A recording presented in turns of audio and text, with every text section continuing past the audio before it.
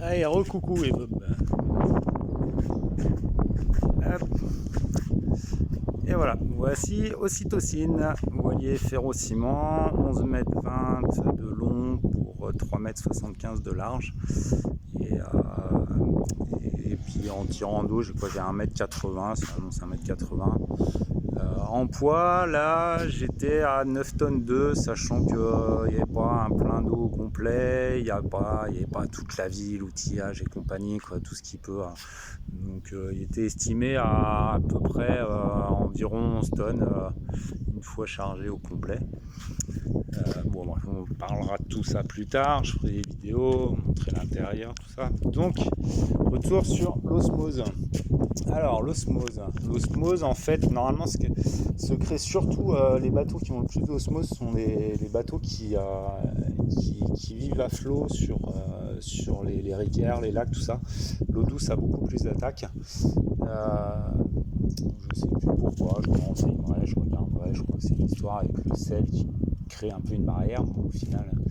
Donc voilà, en fait là j'ai plein de petites taches, vous voyez, tac tac, un partout, et en fait ça c'est voilà, ça a fait des petits, ça a perforé petit à petit, la résine s'est dégradée et l'eau s'est infiltrée dedans, donc petit à petit ça bouffe et puis ça fait des bulles plus ou moins importantes. Alors par exemple, vous voyez là j'appuie, hop c'est tout mou. Et il y a des chances que on voit couler. Pas forcément. Parce que là, disons, ça fait quelques 2 semaines, 3 semaines que le bateau est sorti, donc là on commence à ne plus à. Vu qu'il fait assez chaud en ce moment, c'est pas. L'eau s'est dégagée quand même un petit peu. Désolé, il faudrait que je trouve je vais fabriquer un trépied là pour tenir le téléphone parce que sinon ce sera pas très pratique pour les vidéos. Donc voilà, vous voyez, tout ce que je peux gratter comme ça, je l'enlève, je détourne tout ça. Le but elle va être, vous voyez là, hop, ça continue. On trouve des fois, je tombe sur une bulle. Je la perce et puis hop, ça dégouline. Alors attention, si un jour vous avez un problème d'osmose sur le bateau, surtout quand vous retirez, quand vous percez les bulles ou autre, ou que vous touchez les bulles, faites ça plutôt avec des gants. Ça fait des gants et des lunettes parce que ça fait un espèce de liquide visqueux, un peu vinaigre, ça pue et c'est très acide. Moi, il y a des fois en perçant, je me dis micro gouttes qui viennent sur le visage et ça pique pas, ça brûle quoi. On sent quelque chose qui brûle, donc faut quand même faire attention. Et quand on en a sur les mains, ça fait quelque chose de gras, visqueux, hein, quelque chose de huileux. Et c'est une saloperie à enlever. Moi-même avec le savon qu'on a pour le boulot qui m'aide à dégager tout un tas de saloperies sur mes mains, ça, l'osmose, quand elle est sur la peau, je sais pas, elle reste même avec le savon granuleux, le savon mécanique. Donc voilà, faites en précision, faites ce que je dis mais pas ce que je fais. Donc voilà, là je peux gratter, vous voyez.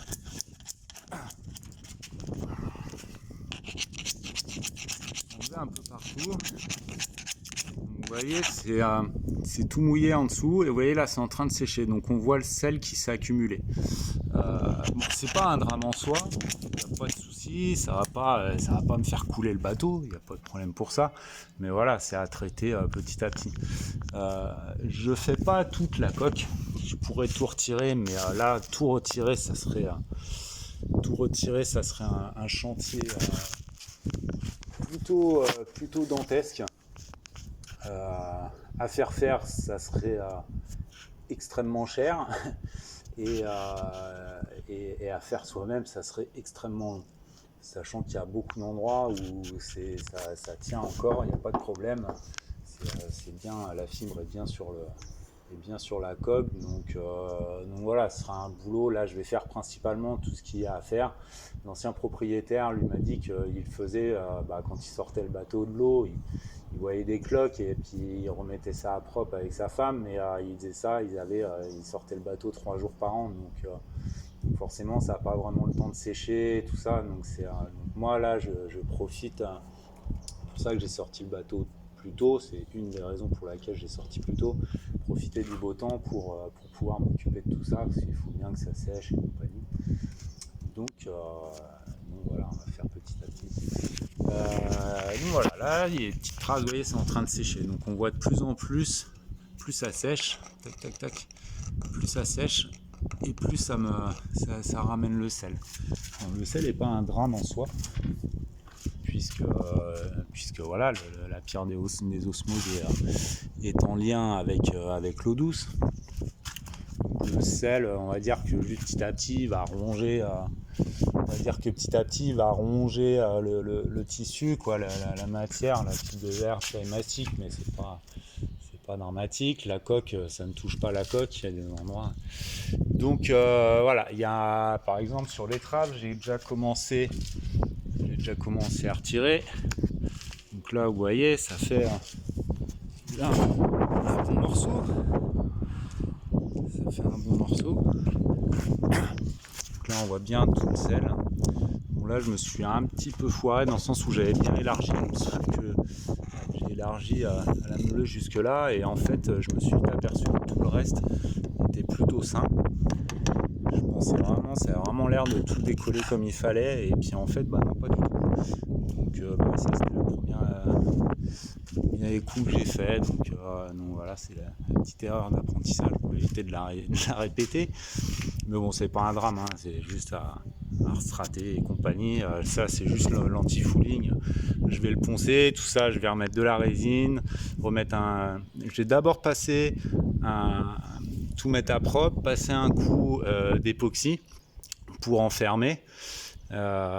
Et ensuite, l'époxy va faire une bonne accroche aussi avec le mastic. Je vais remettre un petit coup de mastic époxy, et ensuite un coup de tissu.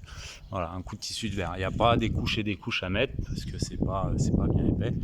Et puis après, refaire un petit coup de primaire, et ensuite un coup de primaire, et ensuite un coup d'anti-fouling. Donc voilà, ça pareil, tout ça c'est le sel qui s'agglutine. Donc c'est pas un drame. Puis je vois les parties où il n'y avait pas d'osmose, comme là, voilà, il n'y a aucun, quand je nettoie et qu'il n'y a plus le sel, il n'y a pas de différence. Là, on va aller voir de l'autre côté. J'ai fait traces bleu clair, je ne sais pas si on voit bien, c'est des endroits où j'ai traité vite fait quand j'avais sorti le bateau. Voilà, vous voyez là.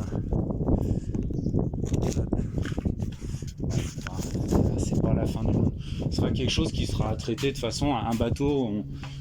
On le sort tous les ans, tous les 2 ans pour lui faire un coup de carénage, un coup d'anti-fouling, tout ça. Bon, après, quand je serai parti, ce sera peut-être pas la même chose parce qu'on navigue beaucoup, tout ça, on est au mouillage, il y a du courant, donc tout s'accroche moins.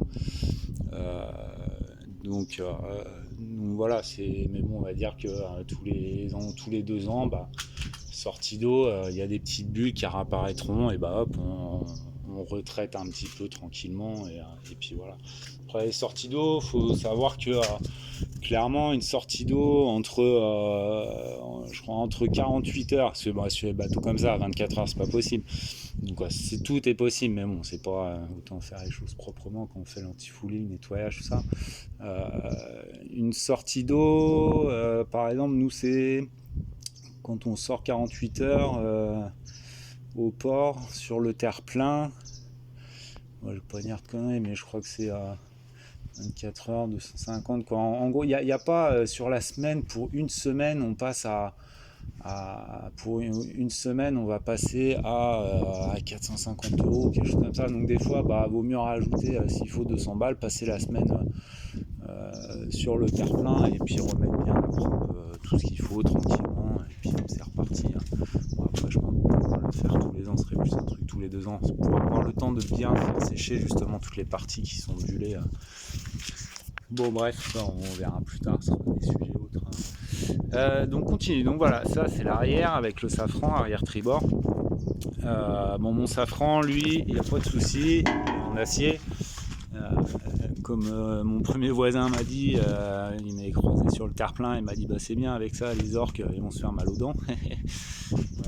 J'espère juste ne pas les croiser ou de loin.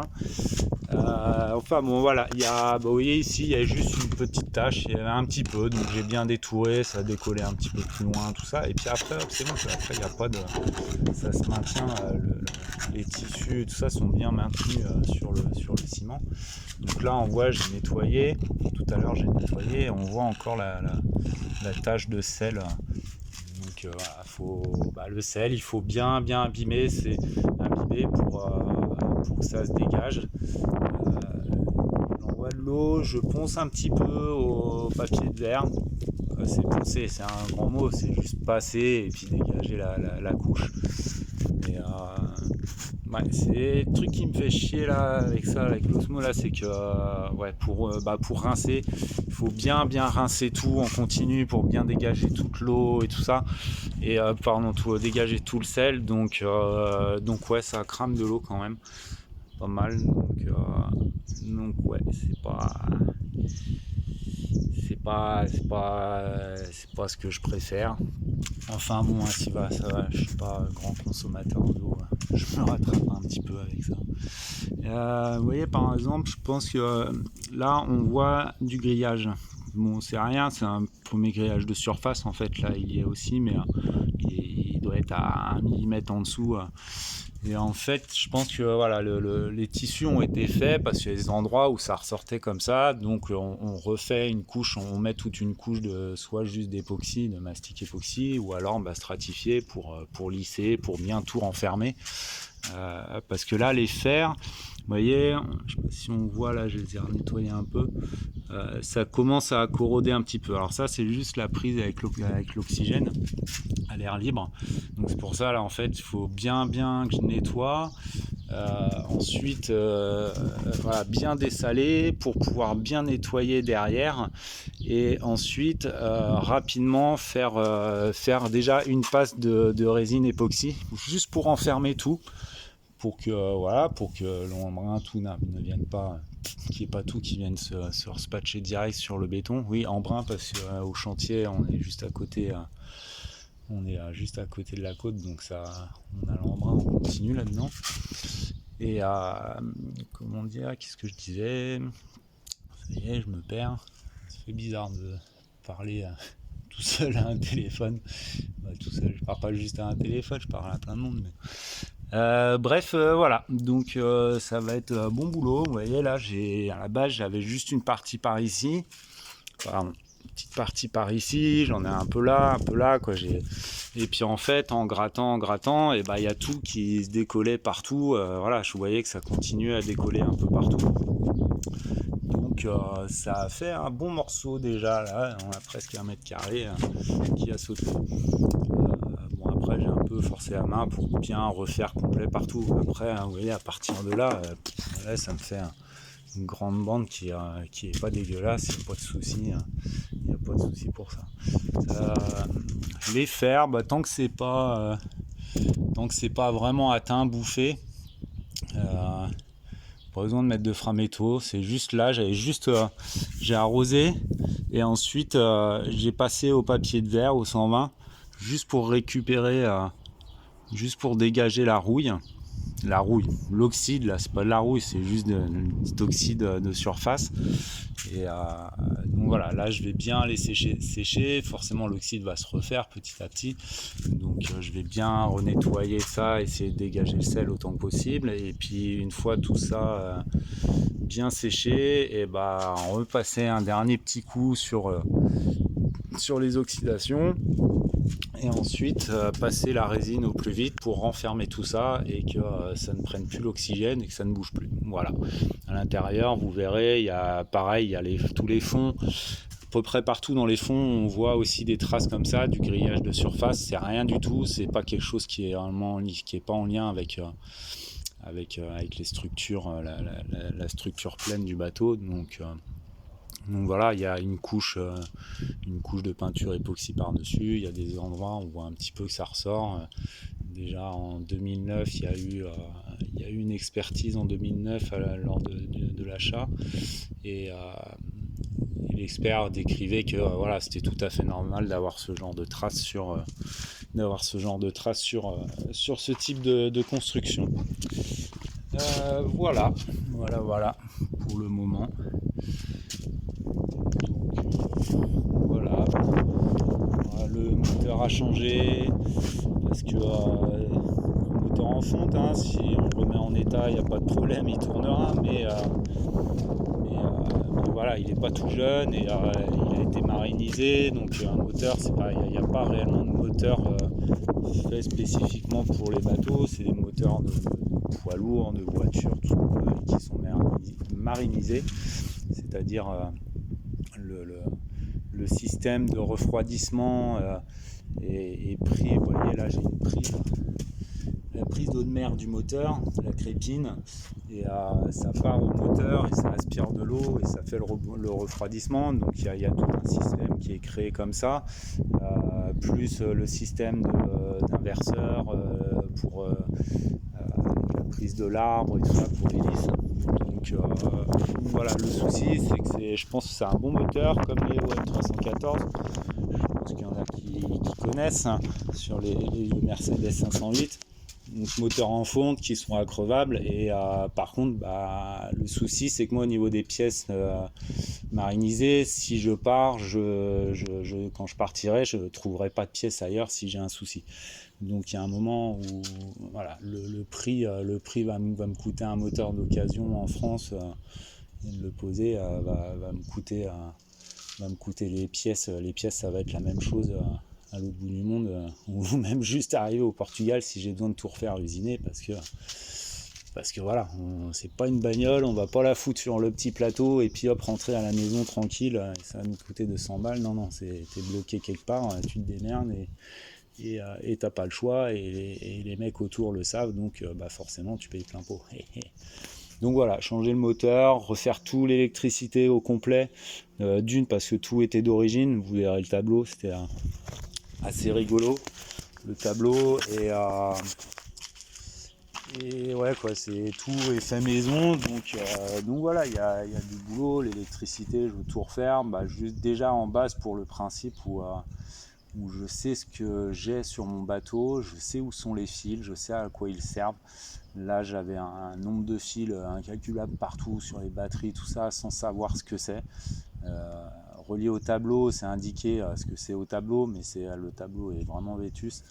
Et puis même arrivé aux batteries, il y a plein d'appareils, des appareils électroniques qui sont branchés directement sur les batteries pour qu'ils aient avoir une utilisation constante, comme pompe de cale, tout ça. Et le souci c'est qu'il n'y a rien qui est indiqué, donc ça devait quand même un peu fouillis bordel.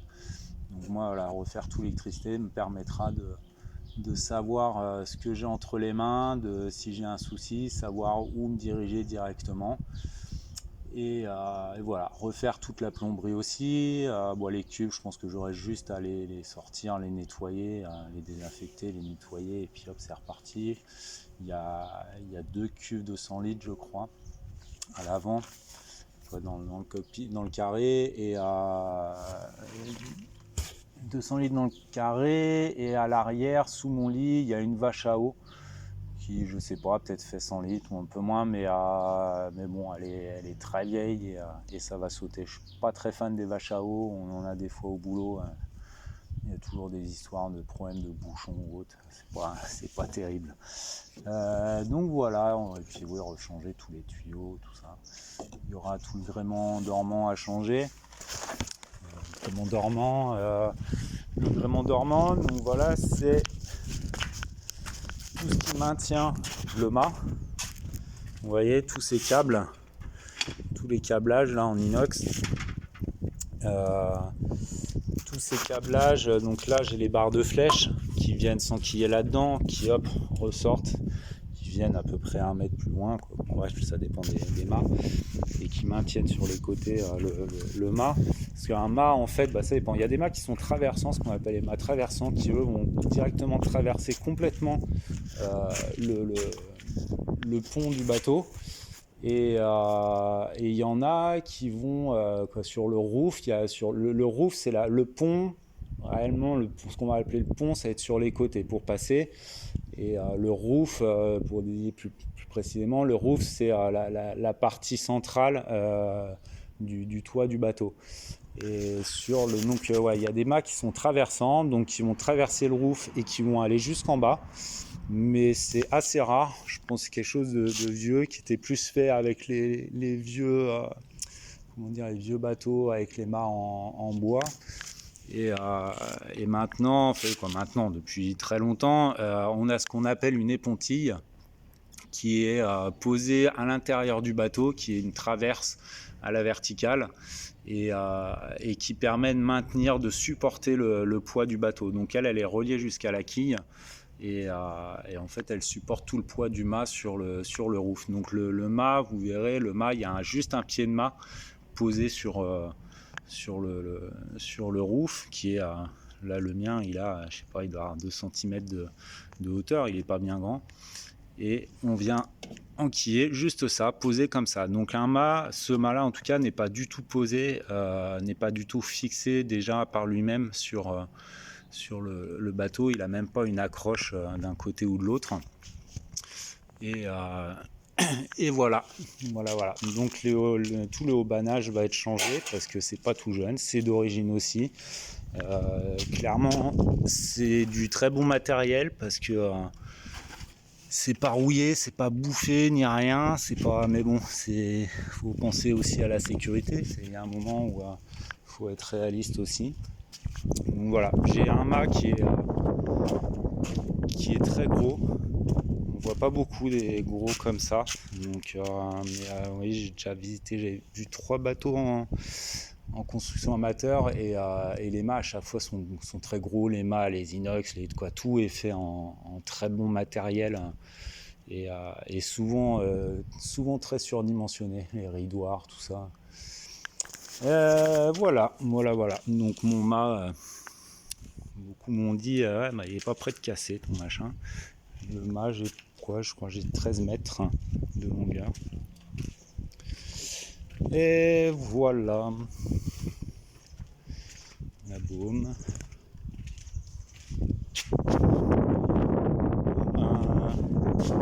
Je vais continuer les petits travaux. Je fabriquerai un trépied pour le poser et essayer de faire comme la petite sœur qui fait des timelapse là où on voit, je pose le téléphone quelque part pour filmer et puis que ça après diffuser plus rapidement. Elle va m'expliquer tout ça. Je suis pas très doué pour tout.